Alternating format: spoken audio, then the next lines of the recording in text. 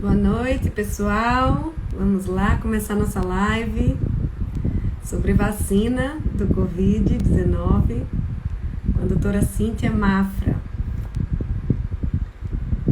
Aê, Cíntia, agora vamos. Agora.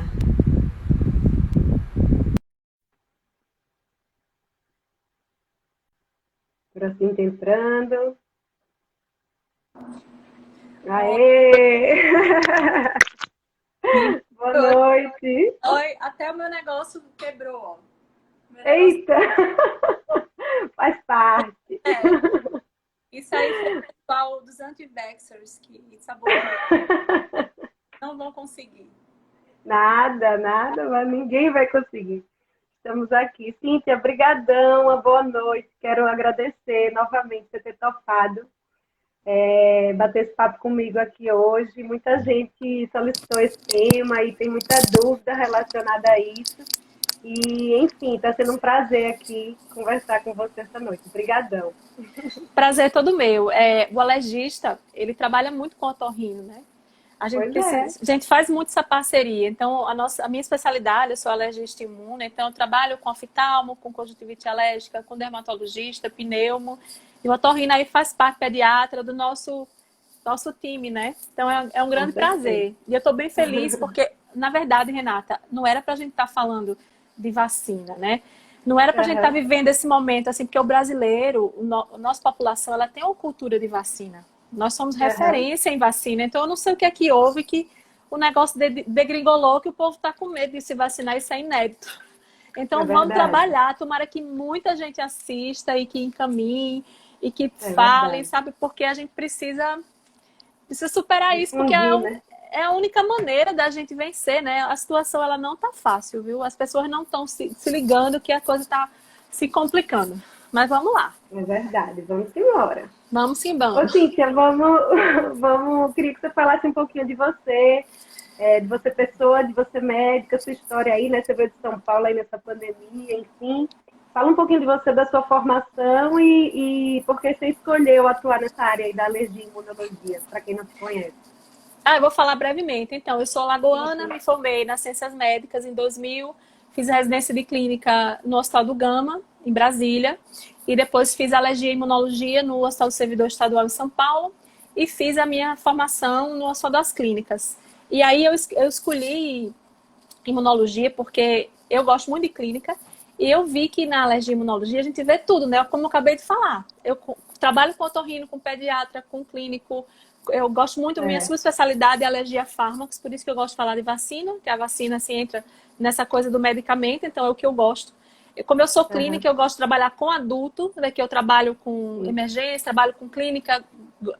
Uma coisa assim que eu gosto também de cuidados paliativos, é uma coisa que eu tenho feito há 5 anos. Parece que nada a ver, É. né? Alergia imune e cuidados paliativos, mas eu nunca deixei de trabalhar como clínica. E aí a minha É. história é essa: eu sou professora, gosto da parte acadêmica. E aí, quando eu terminei a residência de clínica, fui fazer a pós-graduação, o mestrado no Hospital das Clínicas. Aí fiquei acompanhando o serviço de alergia imune lá. Estudei um tempo no exterior, voltei. E quando voltei, comecei a estudar, a ensinar imunologia, e eu sou professora de imunologia há 12 anos. E aí ensino também semiologia, já ensinei metodologia da pesquisa. E aí estava lá em São Paulo, tranquila, sempre vim aqui. Nunca deixei de vir, Uhum. então vinha umas 2, 3 vezes por ano. Sempre via meus amigos do colégio, da faculdade, enfim. Aí voltei, né, como todo mundo, 20 anos fora de casa, só vou voltar para minha terra, porque não tem terra melhor, né, Renata? Né? Não, A gente não faz tudo tem. que tem que fazer, vamos voltar por causa da minha família, voltei por causa da minha família. E aí cheguei em janeiro, acho que eu trouxe É. a Covid, né? Quando eu É. cheguei, aí a pandemia, logo depois eu comecei a fazer minhas Estourou. coisas, aí, estourou. Comecei a dar aula na UFAL, quando eu ia dar aula no SESMAC veio a pandemia. Aí eu comecei a trabalhar na Covid e eu fiquei trabalhando. Trabalhei no Hospital da Mulher, com a Sara, trabalhei no Metropolitano, aí depois fiquei no HU e na Unimed. Aí saí do HU, agora estou na Unimed só, mas já vi Covid de todo jeito. Já vi Covid, só falta ver em anão. Que eu trabalhei na UTI, na enfermaria, na triagem e no pós-Covid. Aí, Entendi. Covid, aí agora voltei, né? Tentei retomar minha vida de aula, de consultório e tudo, mas aí a pandemia aí tá voltando e veio essa. Aí é que tá, né? para falar um pouquinho de mim, eu queria, assim, estou muito feliz com esse convite para a gente falar de vacina, porque é uma coisa que tem me preocupado muito. E aí eu queria convidar todos a seguirem a nossa página do Real News. O Real News é um projeto que é institucional, porque hoje parece assim, se a Cintia falar, eu já venho o pessoal, porque assim, então é melhor falar institucional, né? Então a ASBAI, Sociedade Brasileira de Alergia e Imunologia, junto com a Regional Alagoas da SBI, Sociedade Brasileira de Infecto, e 3 ligas acadêmicas do estado de Alagoas, nós montamos um projeto que visa desmistificar as fake news. Então, vocês mandem para a gente as fakes que vocês recebem, para a gente analisar, e a gente faz vídeos. E a gente está montando uma lista de transmissão. Resumindo, Renata, dá para a tia do WhatsApp uma Real News, para ela viralizar. Essa é a ideia. Né? Transformar, né? A gente divulgar a informação correta, né? Transformar a fake news, porque, infelizmente, essas fake news, esse eu acho que está sendo um grande problema. Os médicos, né? Assim, acho que não sei o que acontece, o pessoal não estuda imunologia básica na formação. Eu não sei, mas assim, eu fico triste quando eu vejo um médico repercutindo fake news. A autoridade política, a gente não se surpreende, né? Porque os nossos políticos não é de hoje que eles, né, não correspondem, não é de agora, é de muito tempo. Então, não se surpreende, mas os médicos, assim, realmente, às vezes, e os profissionais da saúde, às vezes, eles espalham fake news, né? É complicado. Mas vamos embora. Vamos embora. Real News aqui. Real News, vamos lá.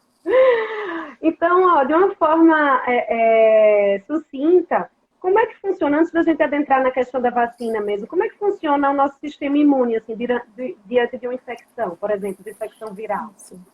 Pronto, então, uma infecção viral, a gente tem as defesas da imunidade inata e da imunidade adquirida. E aí, a gente tem, assim, recursos para combater o vírus. A maioria das pessoas vai bem no caso da Covid, porque as pessoas têm recursos para vencer essa infecção através da produção de anticorpos e atuação dos linfócitos. E quando a gente vacina uma pessoa, o que a gente faz? A gente, já adiantando, né, falando um pouquinho das vacinas, quando a gente vacina uma pessoa, a gente quer simular essa resposta que ocorre naturalmente. Então, quando a gente encontra um vírus, a gente se defende dele e tem uma memória imunológica. Então, na infância, a gente tem rubéola, cachumba. Vocês acham que nunca mais encontraram o vírus da rubéola, da cachumba? Não, é porque a gente tem a memória imunológica. E quando a gente encontrou, a gente soube se defender. Se a gente foi vacinado, a gente não teve a doença.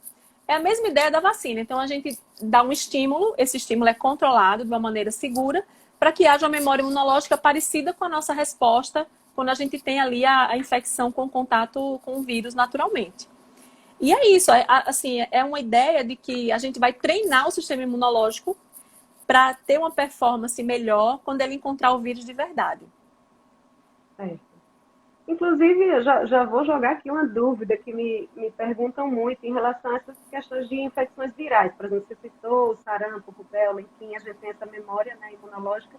E aí muita gente pergunta, mas por que eles são vírus e os vírus que causam resfriados, ou os vírus da gripe ou do Covid, é tão difícil fazer uma vacina que zera uma memória imunológica de longa duração? Então, é pelo tipo da infecção mesmo. Tem vírus que a gente não tem vacina. O HIV até hoje, está há 40 anos no mundo, não tem vacina. A malária não é vírus, mas a malária naturalmente não confere uma memória imunológica. A gente tem malária várias vezes. E a gente não conseguiu também fazer isso. Então, nem sempre a gente consegue fazer essa memória imunológica. Os vírus respiratórios, eles têm essa característica, né? A gente já sabia no começo que essa memória imunológica para a Covid, ela iria acontecer, como aconteceu para outros coronavírus, mas que não seria perene, né? Não seria duradoura. Como a gente vê aí, a vacina da gripe tem que fazer o booster, né? Anual. Provavelmente, essa vacina da Covid vai entrar no calendário. A gente não sabe ainda se 9 meses, se 1 ano. Eu tenho assistido bastante aula, porque assim, eu sou imunologista clínica, mas eu não sou infectologista e eu tenho aprendido com os especialistas, né? Os virologistas, infectologistas. Então, a gente tem que... É uma união, né, Renata? Você também trata Covid no seu consultório. Paciente com perda de olfato, perda do paladar, ele vai para você na sequela da Covid. O paciente que tem rinite alérgica, ele liga, doutora, é rinite ou é Covid? Tô com dor de garganta, assim, né? Dor de garganta. Então, acaba que todas as especialidades tratam, né?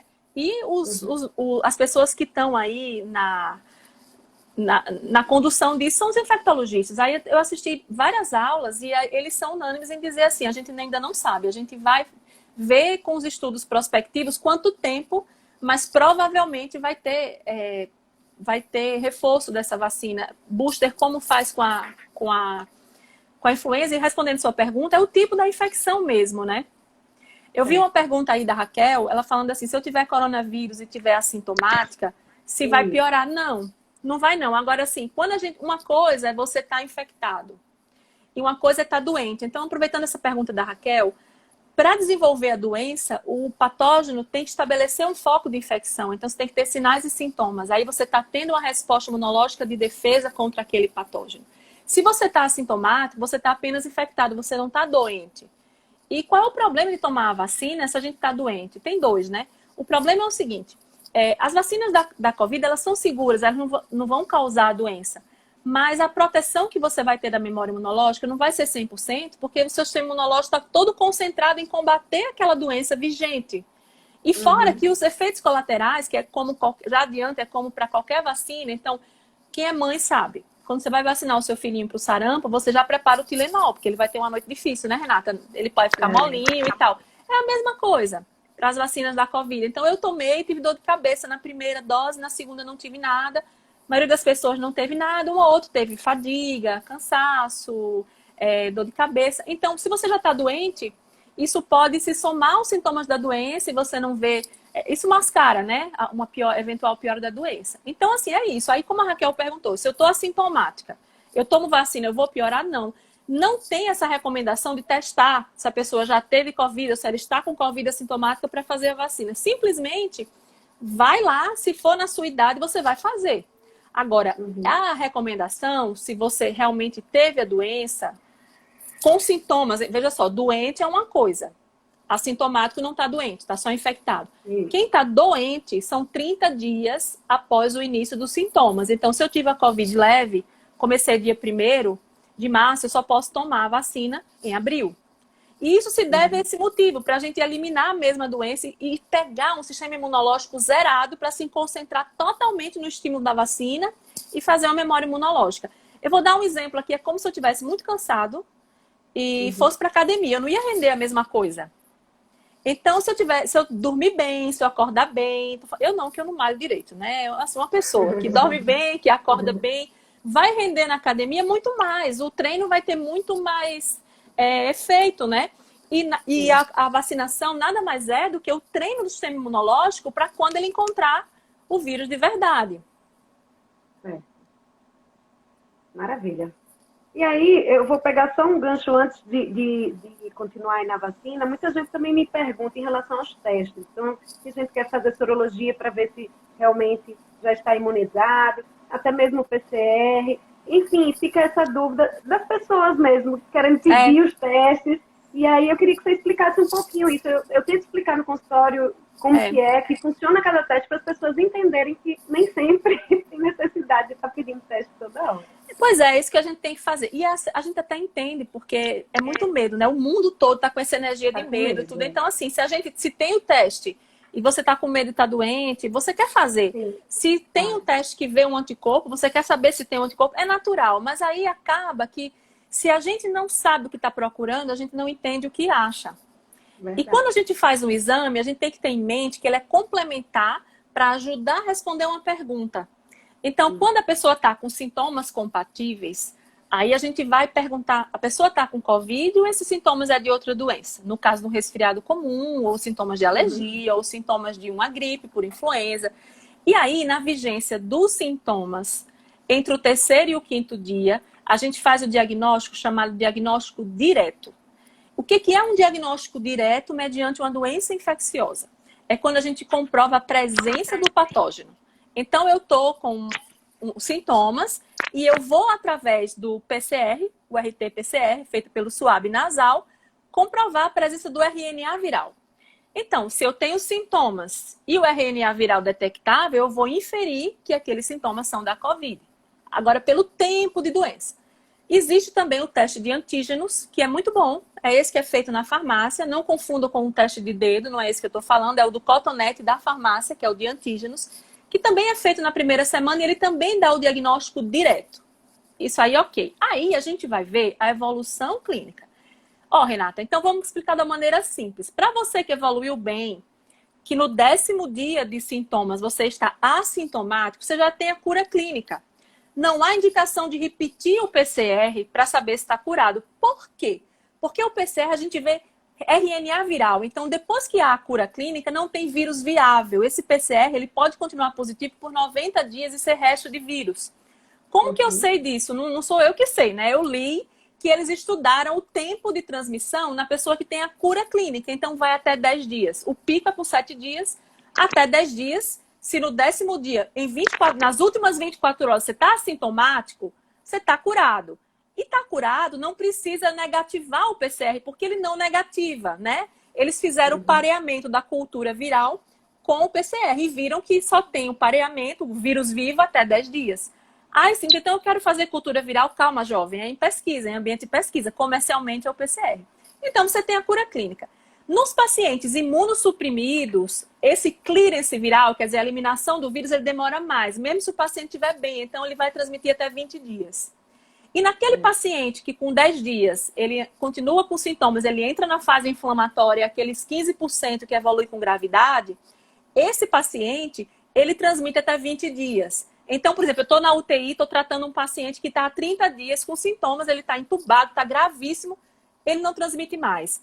Mas sim, se ele não transmite mais, como é que ele está grave? Essa gravidade se deve à fase inflamatória da doença, que não tem mais vírus vivo. É a repercussão sistêmica inflamatória que aquela doença causou naquele indivíduo por razões genéticas, por fatores de risco. É outro pensamento aí, não tem mais vírus para transmitir. Então, resumindo a história. Diagnóstico direto é para primeira semana e não precisa repetir para saber se está transmitindo. Como que eu sei? Pela evolução clínica. Se ficou curado com 10 dias, está de alta. Se evoluiu com gravidade, está internado, está grave, está tratando outras coisas, mas até 20 dias que transmite. E se é imunossuprimido, considera 20 dias. Beleza. Agora vamos falar da sorologia.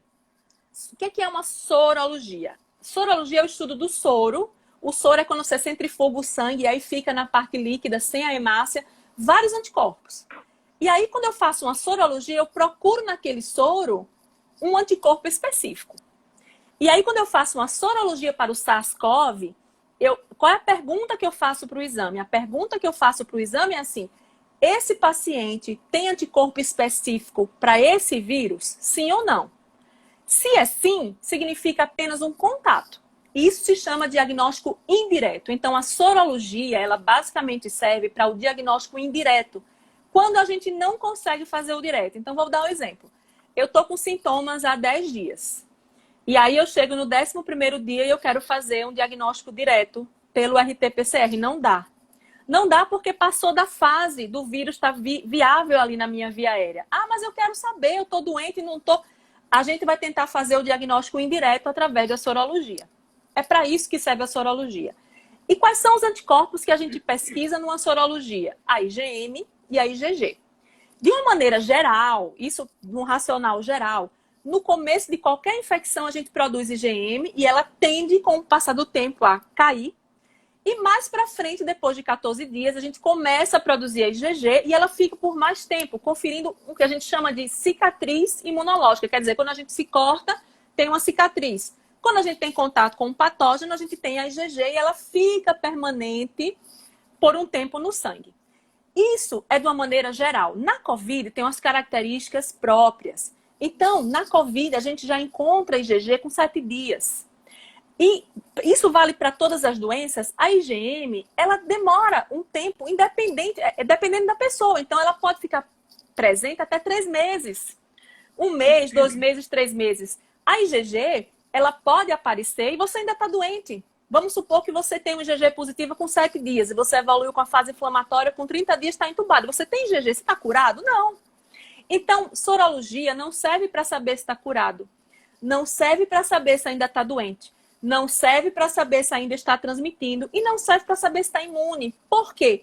Porque doença, transmissão, imunidade, cura é um mecanismo complexo que é individualizado e tem que ser interpretado de acordo com a história clínica. Então, para que serve a sorologia? Para diagnóstico. Resumindo, eu tô com 10 dias. Tô assintomático no 10º dia, nas últimas 24 horas. Eu tô de alta. Eu não preciso saber se eu tenho IgG. Eu não preciso saber se eu ainda tenho IgM. Porque isso não vai interferir. Não importa, né? Não importa. Ah, eu tive a Covid há um mês. Eu quero saber se eu estou imune, vou fazer IgG. Imunidade não é só IgG. Imunidade é muito mais. Então, eu tenho imunidade inata, eu tenho uma célula T de memória. A IgG é o que se dosa. E isso é um dos motivos. Agora, o outro motivo é o seguinte. Esses testes, eles são de primeira geração. O que é a primeira geração? É um teste recente, é uma tecnologia que ainda está sendo aprimorada. Para vocês terem uma ideia, o HIV existe no mundo há 40 anos. A gente tem teste de sorologia de 5ª geração. A gente vê assim, a gente consegue detectar anticorpos com muito mais precisão. Então, eu posso produzir um IgG e o teste não ser capaz de identificar a minha IgG. Então, isso é um dos motivos pelos quais não ter IgG não quer dizer que eu não tenho uma memória, uma resposta. Outro motivo, os testes atuais de sorologia, eles não necessariamente eles vão pegar a IgG neutralizante, que é aquela IgG que se liga no vírus e impede dele entrar na célula.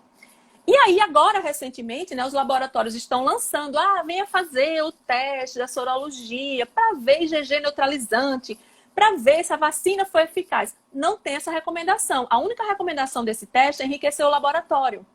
Nada contra. Mas não tem essa recomendação. Por quê? Porque a vacina, ela induz uma imunidade humoral e imunidade celular. A imunidade celular, ela é vista através do linfócito T de memória. E esse linfócito T de memória não é dosado comercialmente. Então, você faz uma sorologia dessas aí para ver a eficácia da vacina e não tem anticorpo neutralizante. A vacina não funcionou? Não se sabe. Você pode ter feito uma resposta mais celular. Entendeu, Renata? Então, assim, isso só confunde as pessoas, né? Resumindo, gente, sorologia só serve para diagnóstico indireto. Não serve para ver imunidade, porque imunidade não é só IgG. Essa IgG, ela tende a diminuir com o tempo, até porque essa imunidade contra a Covid, os estudos mostram que é em torno de 6 meses. 4 a 6 meses, varia, como era de se esperar. Como eu te falei, eu estou acompanhando os virologistas. Tem uma aula lá, eu tô assistindo, tem um artigo, eu tô lendo, tô ali de olho, porque tá todo mundo aprendendo. E a gente se ajuda, Claro. né? Como imunologista, eu tô ali dando uma força. E foi muito legal, porque quando eu cheguei a Maceió, comecei a trabalhar na Covid, eu sou empolgada com aula, eu gosto de dar aula, gosto de imunologia. Se você deixar, eu passo 3 horas aqui falando de célula. E aí eu conheci muita gente legal. Eu conheci muitos infectologistas, aprendi muito com eles. E com pneumo. Foi muito bacana. Fiz assim um network bacana e aprendi muito. Sou muito grata, assim. A gente tem que ver o lado bom das coisas, né? Um dos lados bons foi as experiências que eu tive, as coisas que eu aprendi. E claro que teve um lado difícil, que isso aí foi para todo mundo, né? É verdade. E aí, eu queria só ressaltar disso que você explicou. Muita gente também dá o desespero no primeiro dia de qualquer sintoma e já quer fazer no primeiro dia o PCR. Então, você explicou aqui, né, que realmente do 3º ao 5º dia é o melhor. É o melhor. Então, muitas vezes a pessoa está meio desesperada, eu disse, calma, oriente, se está suspeitando, vamos ficar um pouquinho mais recluso. E a gente espera ver a evolução, porque pode ser qualquer outra infecção viral, que nesse início se confunde muito, né?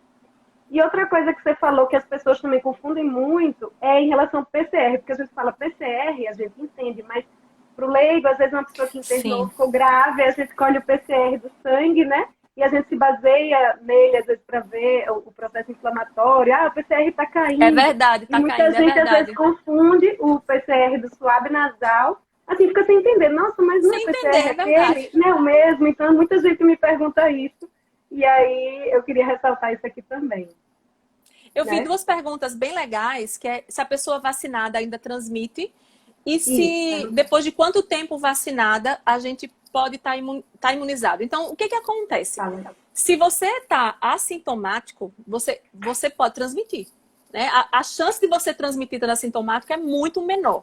Porque hoje a gente sabe que a transmissão é muito mais pela via aérea, né? Então, por isso que a máscara é importante. Eu vi, assim, uns memes bem inadequados, falando assim, o vírus é minúsculo, ele passa pela trama do tecido. É assim, o vírus, ele não sai sozinho e fica nadando no ar. Ele se transporta através de gotículas. E essas gotículas é que levam a partícula viral. E a partícula viral tem tamanho suficiente para ficar presa na trama do tecido. Então, sim, as máscaras funcionam. É claro que as máscaras cirúrgicas e a N95 é melhor. Mas é de tecido, com um tecido de 3 camadas, adequado, não de crochê, um tecido adequado de algodão ou de tecido não tecido, né? Bem acoplado Tem no a rosto, sua ela ajuda. função, né? Então, assim, respondendo a pergunta, o assintomático pode transmitir, embora a transmissão seja menor, né? Com a menor probabilidade. E a vacina, nenhuma vacina dá 100% de proteção. Nem essas aí do que você já tomou a vida inteira. Então, você, por exemplo, vamos falar da Coronavac, né? Que no estudo deu 50% de não pegar a doença, 80% de ter a doença de uma forma leve. Então, se você é vacinado e é infectado e fica assintomático, há uma chance baixa de você transmitir. Enquanto o vírus estiver circulando, todo mundo tem que se comportar como se estivesse transmitindo, como se estivesse doente, porque a vacinação, ela é um pacto coletivo para a erradicação de doença. Não adianta essa ideia egoísta de eu vou me vacinar, se Renata não se vacinar, ela que lute. Deixa pra lá. Não existe isso, ela que lute. Eu tenho que me vacinar, Renata tem que se vacinar, meu vizinho tem que se vacinar, porque aí o vírus para de circular, porque as pessoas ficam menos doentes, e se ficarem doentes, elas vão ter quadros mais leves por um curto período de tempo. E assim, as pessoas mais suscetíveis, que sejam aquelas nas quais a vacina não deu uma proteção, ou as pessoas que não podem se vacinar, ou que mesmo vacinada tem fator de risco, as pessoas mais suscetíveis não vão ter contato com o vírus. E assim o vírus diminui a circulação. E a gente só tem a eficácia da vacinação, que essa eficácia não é individual, ela é coletiva. Quando a gente conseguir vacinar pelo menos 70% aí da população. E aí, quantos dias depois de ter a imunização plena que a vacina confere, são 14 dias, que é para poder dar tempo da imunidade adaptativa ser montada, para eu poder ter aquela resposta plena que o estímulo da imunização vai me dar. Então, eu recebo a imunização. Se a estratégia da vacina é com 2 doses, com uma dose só, essa imunização não está completa, embora já haja alguma proteção. A partir da segunda dose, eu vou ter o estímulo total e depois de 2 semanas eu vou ter linfócito de memória e anticorpo neutralizante de memória. E aí eu vou ter a proteção total que a imunização me confere, mas nenhuma imunização dá 100%. Então eu tenho que continuar usando máscara, continuar usando álcool, porque enquanto o vírus estiver circulando, eu posso me contaminar, posso transmitir, mesmo tendo poucos sintomas. E a ideia, assim, falando um pouquinho sobre transmissão. Por que a variante lá da Inglaterra, eu acho, ela era mais transmissível? Porque ela conferia mais tempo de sintomas agudos. As pessoas passavam mais tempo espirrando, mais tempo tossindo, e com isso elas transmitiam mais. Não necessariamente a variante fosse mais grave, entendeu? Sim. Eu perdi aí um monte de perguntas, não sei se você viu. Porque eu resgato. Pronto, vamos lá. O Kleber está perguntando, alguma orientação específica sobre o intervalo entre as doses do Coronavac para um paciente que já tomou a vacina incubado? Já tomou a vacina o quê? Incubado. Provavelmente, eu acho que ele quer dizer que estava já com o vírus, não sabia, estava sintomático, vamos dizer assim, e acabou... Então, entendi. Então, você tomou a primeira dose e aí pegou a infecção. Aí você tem que esperar 30 dias depois do início dos sintomas, Aí você vai falar... repetir a segunda dose. Para fazer a segunda dose, porque aí cai naquela orientação de quem teve a doença, né? Perguntaram, a Luciane também perguntou aqui, alguns casos leves em que o PCR sanguíneo não alterou em todo o tempo. É muito comum mesmo não subir o PCR sanguíneo? O PCR sanguíneo é a proteína C reativa, né? A gente espera a proteína C reativa. Assim, na primeira semana, o marcador inflamatório que a gente usa é a proteína C reativa, e o valor geralmente de referência é 6. E o hemograma. O hemograma é um marcador importante porque quando a gente tem uma linfopenia é o linfócito baixo, muito baixo, é um fator de prognóstico não muito bom. E aí é sinal de que a gente tem que acompanhar esse paciente mais perto. Quando a gente vê a proteína C reativa muito alta, tipo assim, 64, 50, 40, logo na primeira semana, também é um fator prognóstico não muito bom. Mas geralmente não vemos isso. Geralmente a gente vê, na maioria dos casos, uma linfopenia discreta, que é normal em qualquer doença viral. A PCR aumentada ou normal. Agora, se o paciente evolui com forma grave, quando a doença piora, ela piora entre o 7º e o 10º dia, que é quando começa a fase inflamatória. E aí, a assistência precoce, quer dizer, o que é que funciona na COVID? É o médico perto. É a monitorização dos sintomas, principalmente pela saturação do oxímetro de dedo, como preconiza a Sociedade Brasileira de Infectologia, para a gente pegar essa deterioração clínica no momento certo. Então, por exemplo, eu acabei de avaliar uma paciente que a gente estava de olho nela, porque ela tinha fator de risco. Quando ela começou a piorar, a gente internou. E aí ela está evoluindo com estabilidade, porque hoje a gente consegue tratar melhor a doença, a gente conhece melhor essa evolução da doença. Sobre reação pós-vacinal, não, muito leve. Vi só assim, um enfermeiro ficou com muita astenia. Astenia é um cansaço no corpo, dor de cabeça. Houve um relato de sintoma como se fosse sintoma gripal, mas assim, mais sintomas sistêmicos, assim, porque essas vacinas, elas são ou de vírus inativado, como no caso da Coronavac, ou de vetor viral. Explica a diferença das vacinas. Que eu Pronto, então assim, ó, as vacinas, elas utilizam diferentes estratégias para fazer esse estímulo e conferir uma memória imunológica. Ela tem que ser segura, para não dar efeitos colaterais, não desenvolver a doença, e tem que ser imunogênica, para poder conferir uma boa resposta de memória. Esse equilíbrio não é muito fácil, mas a gente já evoluiu muito, e esse é um dos motivos pelos quais as vacinas foram desenvolvidas nesse tempo rápido, né? Porque a gente já usou plataformas que já eram conhecidas. Então, já se faz vacina de vírus inativado há muito tempo. Muito tempo. E vacina de vetor viral também já são estratégias conhecidas. Então, a da Coronavac é de vírus inativado, é o vírus morto. É impossível causar doença, mas ele dá um estímulo para uma formação de memória imunológica.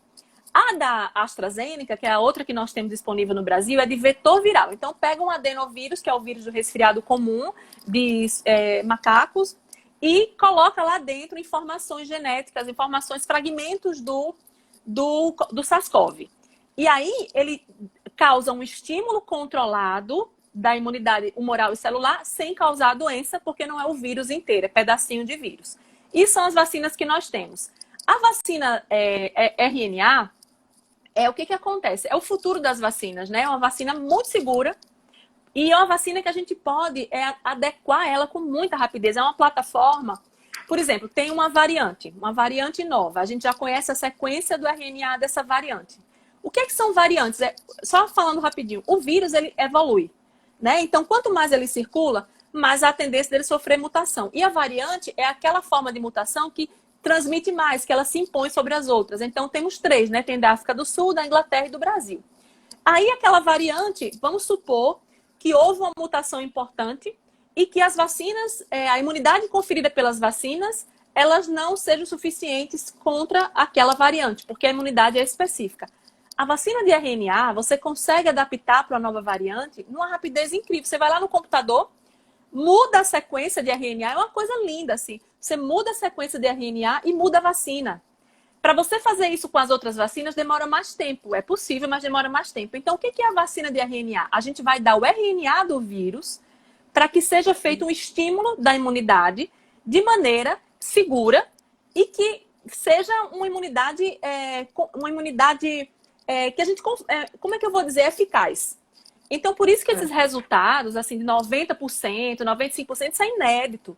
Se você olhar o calendário de vacinação do nosso Plano Nacional de Imunização, nenhuma chegou a 80%. Então, a gente meio que se acostumou mal, né?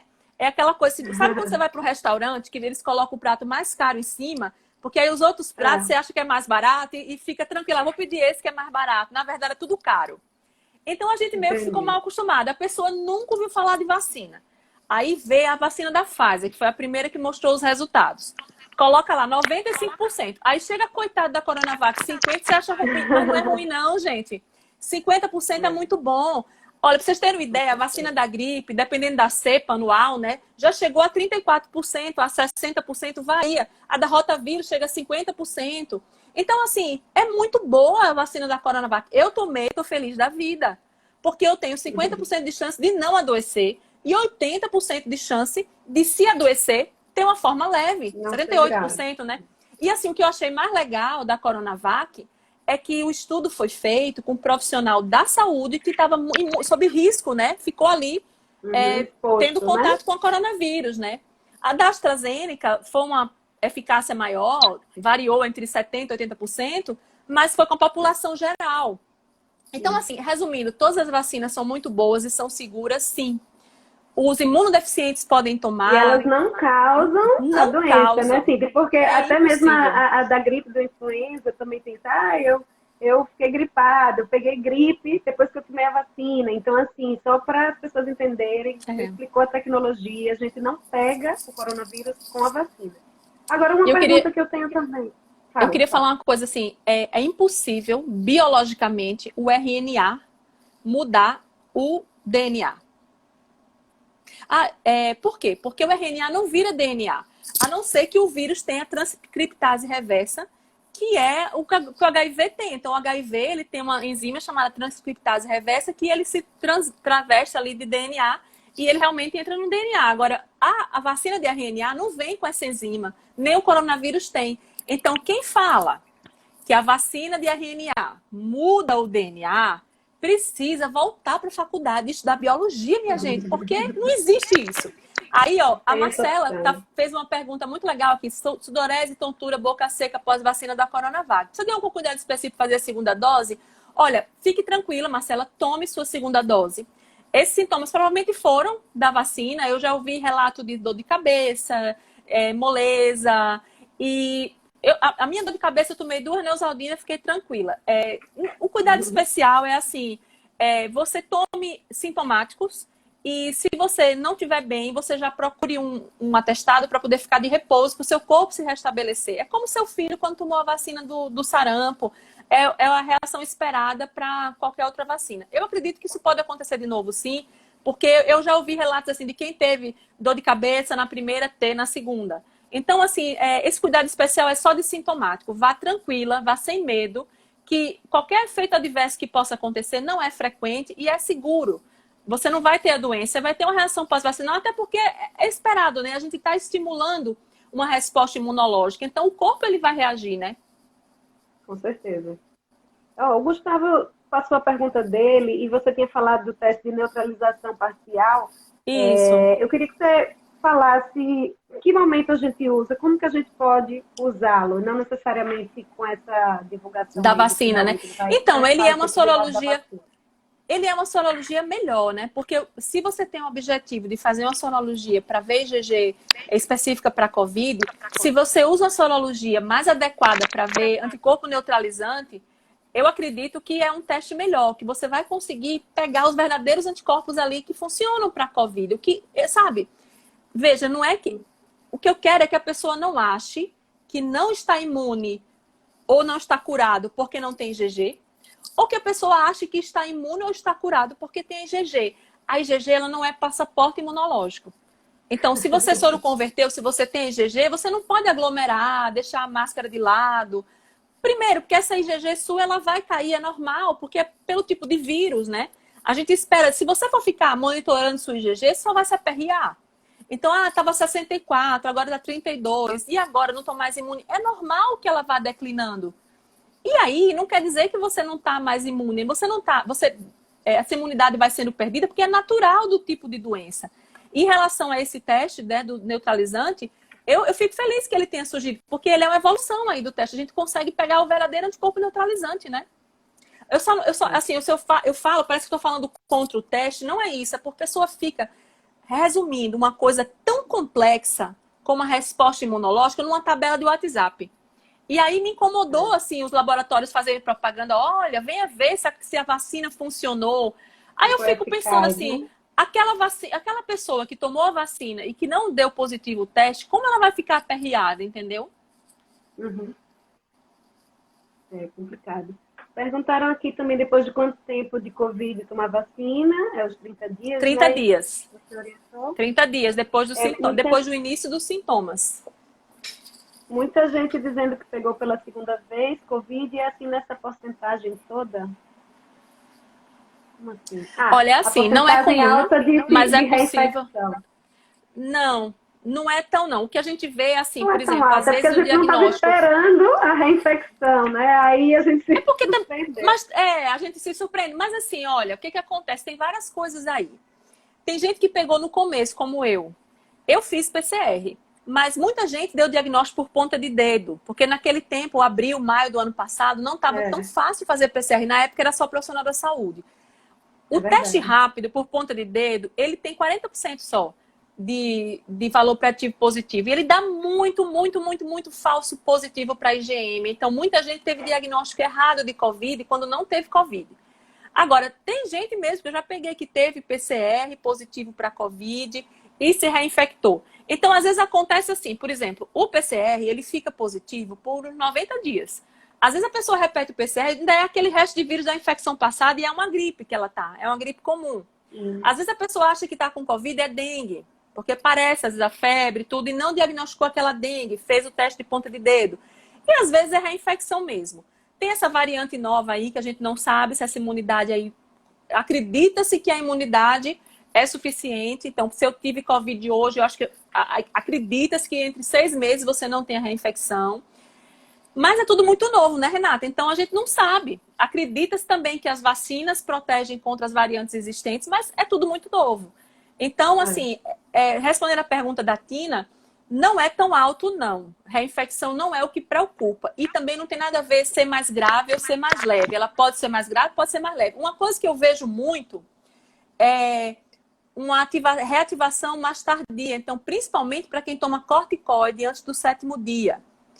Veja só, eu não vou falar de tratamento aqui. Eu, particularmente, sigo as orientações da Sociedade Brasileira de Infectologia, porque são os especialistas, né, que são capacitados para...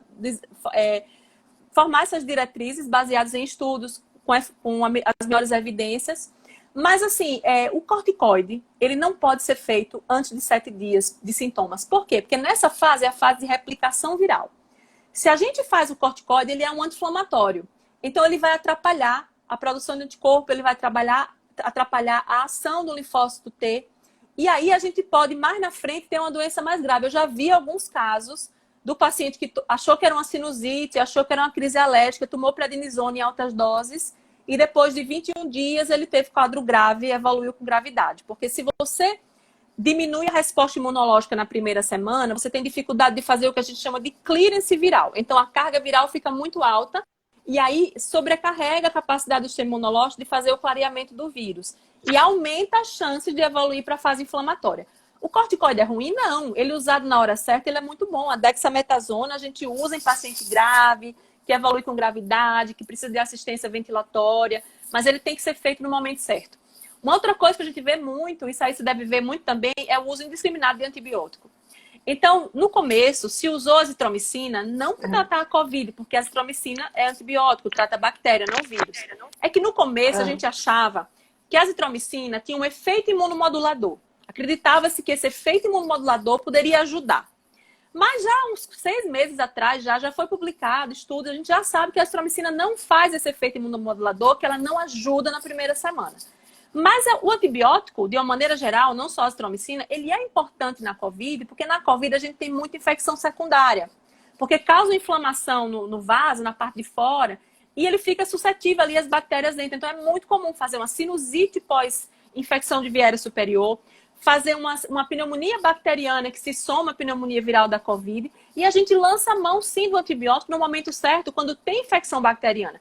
Se você usou a azitromicina no começo, quando não tinha isso, quando era só a infecção viral, quando você tem a infecção bacteriana, vai ter que fazer outro antibiótico.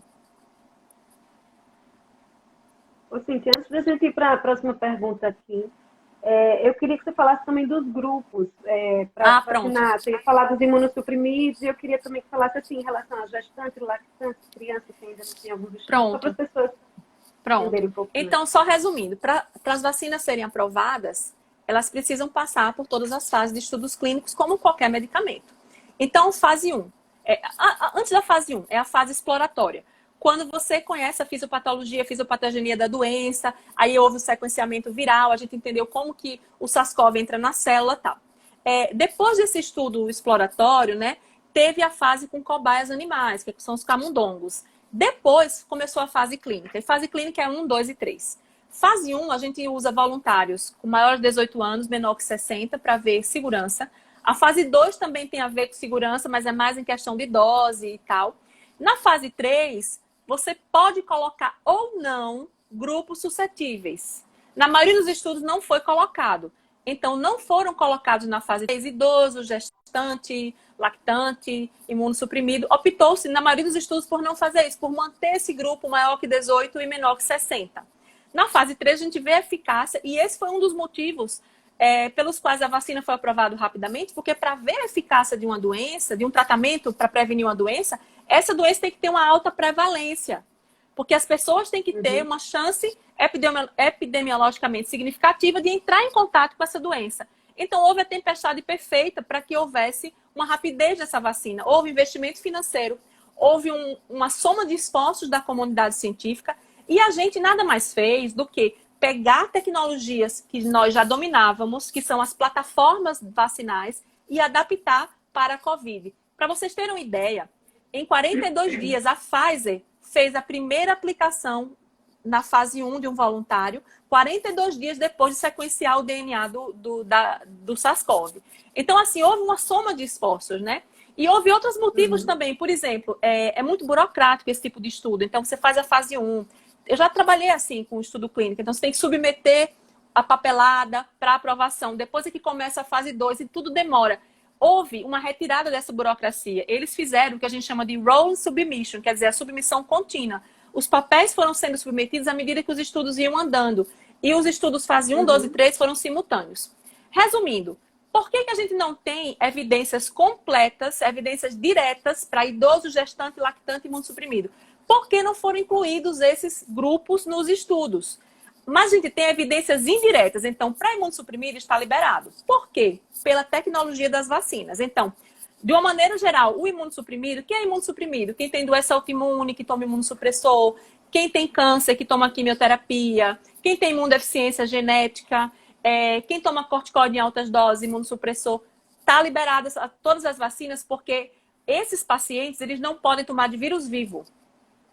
E nenhuma vacina da Covid é de vírus vivo. Então, a Coronavac é vírus inativado, a AstraZeneca é vetor viral. Pode tomar. Lactante e gestante, a gente não tem evidência direta, mas a gente tem evidência indireta. Quais são as evidências indiretas? Durante os estudos, algumas mulheres engravidaram. E elas foram sendo acompanhadas e não teve nenhum problema. E a outra evidência indireta, que já se sabe há muito tempo, que essas tecnologias de vacina são seguras nas gestantes e lactantes que tomam vacinas no calendário vacinal com essa tecnologia. Então, a FEBRASGO, que é a Federação Brasileira de Ginecologia e Obstetrícia, autorizou que fosse feita na gestante e lactante, desde que fosse informada que não existe evidência direta, e em consenso com o médico e com a gestante pode ser feito da mesma maneira a SBP, Sociedade Brasileira de Pediatria. E em relação a idoso, não tem restrição, assim, a gente não tem estudos de eficácia, mas não há contraindicação desde que não esteja, é como qualquer vacina. Está doente, você está gripada, por exemplo, seu filho está gripadinho, você não vai dar a vacina naquele dia. A mesma coisa, se você tiver com a doença ativa, você não vai dar. Eu vi uma pergunta é a mesma coisa, ela não está incluída, né, porque é acima de 18 anos. Exatamente. Mas pelo mesmo motivo, provavelmente. Mas a criança não dá para fazer, não, porque você não tem evidência indireta, entendeu? A criança é mais complicado. Mas a boa notícia é que já começaram estudos com criança. E aí a Eliana chegou, perguntou qual a indicação de solicitar o antígeno para Covid ou RT-PCR. É assim, o teste de antígeno ele é feito na primeira semana, quando você tem sintomas gripais, com febre, e sintomas sistêmicos de dor no corpo, dor de cabeça, coriza, tosse seca. Na primeira semana, ele é muito bom, é aquele do cotonete da farmácia, o teste de antígeno, mas ele pode dar um falso positivo, um falso negativo. Ele é muito confiável quando ele é positivo. Quando ele é negativo, não é que ele não seja confiável, é que ele pode dar um falso negativo. Então, é bom você fazer o PCR, quando o caso é muito típico. O RT-PCR, o ideal é ser feito entre 3 e 5 dias. O ideal é não passar de 7 dias e, no máximo, até 10 dias dá para fazer. Antes do terceiro dia, não é tão recomendado. Pode fazer, mas não é tão recomendado porque dá muito falso negativo. E a gente fazer o diagnóstico direto na primeira semana de infecção. Essa é a indicação. Maravilha. Temos 10 minutinhos aí, vamos aproveitar. Vamos lá, aproveitar, vamos lá. Minha gente, o que eu queria... E falando de alergia, os alérgicos podem tomar a vacina? Devem. Os alérgicos têm que... né? Agora a Renata vai falar que ela trata rinite alérgica, sinusite, né, Renata? Então, assim, quem tem rinite alérgica, fica aquele meme, né? Espirra, não é Covid, é rinite. Gente, desculpa, vou falar assim, não dá pra saber, né? Não dá para saber, porque às Muita vezes rinite. sintomas, principalmente na criança, porque às vezes a Covid da criança é leve e não dá para saber se é infecção ou se é crise de alergia. Antes da Covid existir, todo alérgico ficava na dúvida. Ai, doutora, eu acho que eu estou gripada eternamente. Eu não sei quando é que eu estou gripada, não sei quando eu estou com rinite. Agora parece que todo mundo sabe, né? Que não é gripe. Mas, de uma maneira geral, né? Como é que a gente sabe? A alergia é sintomas de coriza, obstrução nasal, pode vir uma tossezinha por causa do gotejamento, uma dorzinha de cabeça, mas você não tem dor no corpo, você não tem febre, você não tem aquela dor na garganta, você não tem aquela dor de cabeça desesperadora, não tem aquela tosse. Então, se você tem esse sintoma, provavelmente não é alergia, né? E o que fazer, assim, para conseguir usar a máscara, para poder não ficar na dúvida? E também porque uma mucosa inflamada, ela protege menos contra vírus. Porque a gente tem, né, IgA, que é um anticorpo das mucosas, o muco, exatamente, fica mais suscetível.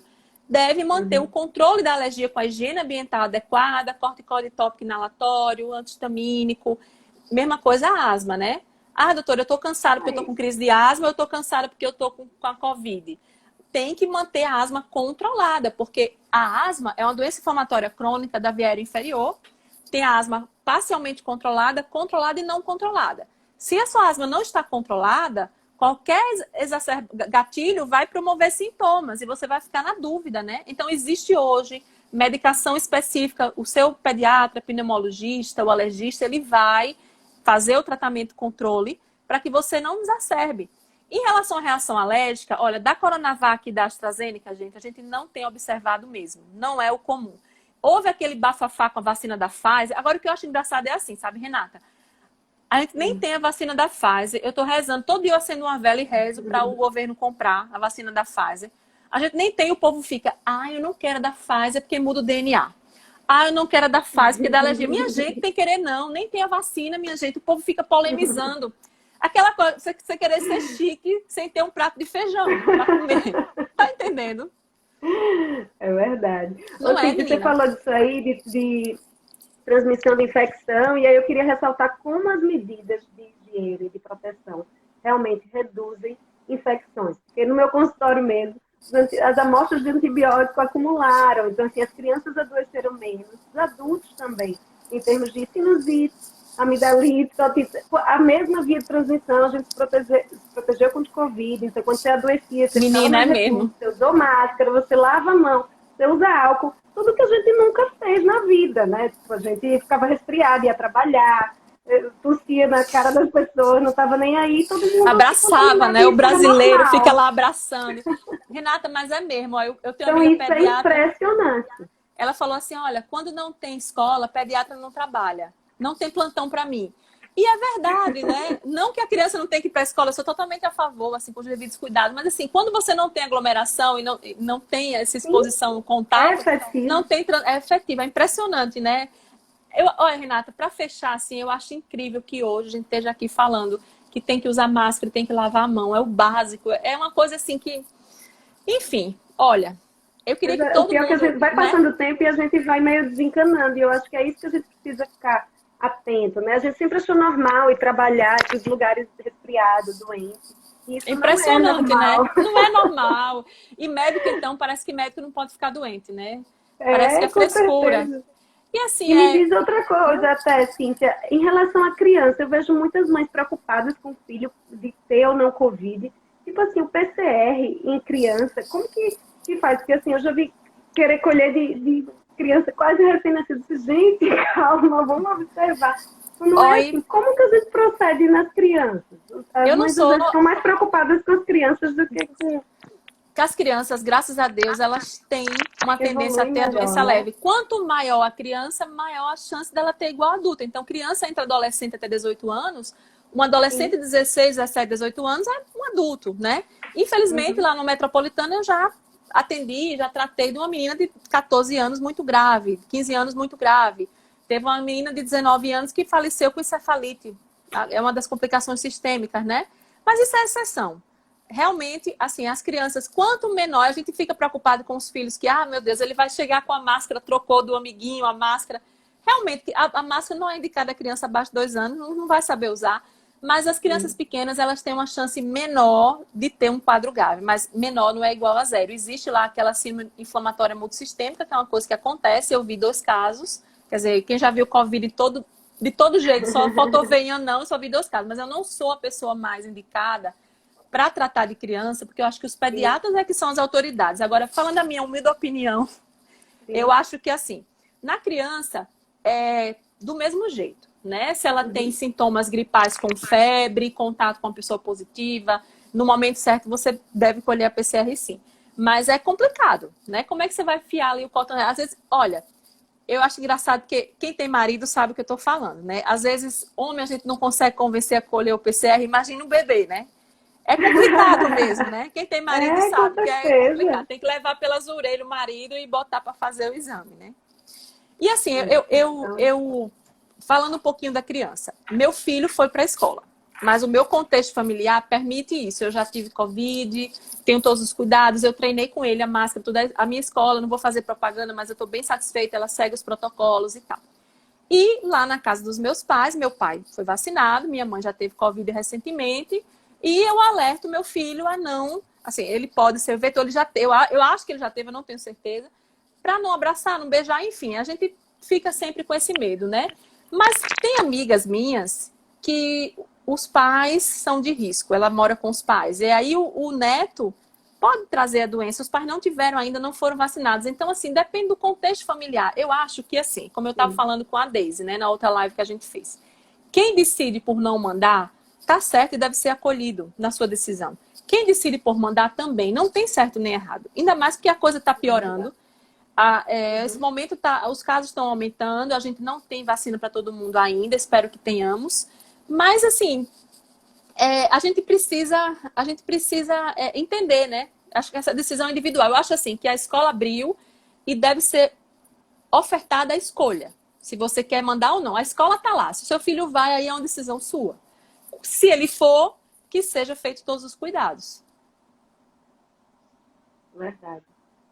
Cíntia, temos aí pouquinhos minutos, mas eu quero que você aproveite esses minutos para falar, deixar seu recado aí para as pessoas que assistiram a gente. Quero agradecer mais uma vez, achei maravilhosa. Queria estar aqui mais tempo conversando, vou arrumar outro motivo para a gente fazer outra live Ah, vamos, eu tenho em várias ideias, breve. viu? Eu tenho E, várias, depois eu lhe passo. Tenho várias ótimo, ideias. quero saber.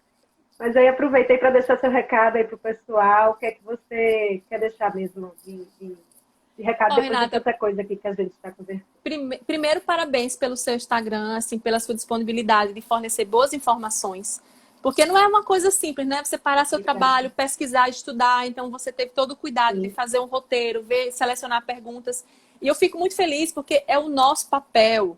A gente estuda para isso, para servir da Uhum. melhor maneira. Eu não acho que quem espalha fake news é por maldade, não acho. Eu acho que é por inocência mesmo.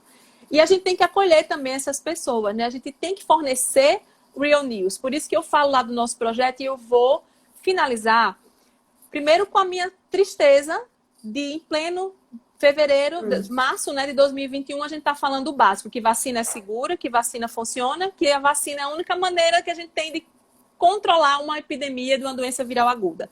Segundo, vamos ouvir os especialistas, que nem sou eu, gente, são os infectologistas, né? Que são, claro que todos os médicos estão aí estudando, eu sou imuno, você é otorrino, tem os pneus e tal, mas assim, vamos ouvir as recomendações da Sociedade Brasileira de Infectologia, que são os profissionais capacitados para nos orientar. Vamos ouvir as entidades médicas oficiais das especialidades. E aí eu queria convidar todos vocês a se juntarem a nós, e você também, Renata, está incluída nisso, no nosso projeto Real News. Ótimo. Eu vou deixar, quando você compartilhar a página, eu quero, por favor, que você deixe a arroba da nossa página, que tem no Instagram, no YouTube e no WhatsApp. A nosso projeto Real Ótimo. News é uma tentativa de conversa da comunidade científica com a população, traduzindo as fake news e explicando por que são fakes. Então, a gente quer fornecer informações verdadeiras. Então, quando você receber um vídeo do Real News explicando por que a vacina de RNA não muda o DNA, mande para aquela sua tia do Zap que manda aquela fake news do pH, do limão, né? Que é um negócio, o abacate, aquele negócio lá. Agora a moda é inalação com bicarbonato, né? É um negócio louco. Então, vamos ajudar a gente, porque é um desserviço às fake news e a gente precisa combater, tá bom? Agradeço por vocês estarem aqui. Mais uma vez, essa menina só fala de vacina, só fala de célula. Não aguento mais essa menina falar de célula. Gente, eu vou dar um spoiler. Quem me chamar para falar de célula, pode se preparar para ouvir, porque eu vou falar, eu gosto. E assim, para os médicos, eu deixo uma mensagem. Gente, o momento é de união. Nós precisamos nos unir, porque o nosso objetivo é um só, que é tratar as pessoas. E valorizem os especialistas, estudem imunologia básica, para não dar diagnóstico e interpretação de sorologia por uma tabelinha do Zap. Tabelinha do Zap não é coisa para médico, é coisa para as tias. Verdade. Certo? Verdade. Tá bom? Obrigadíssima, Cíntia. Beijo grande. Obrigada, pessoal. Boa noite. Gente, muito obrigada. Tchau, valeu. Boa noite, tchau. Boa noite.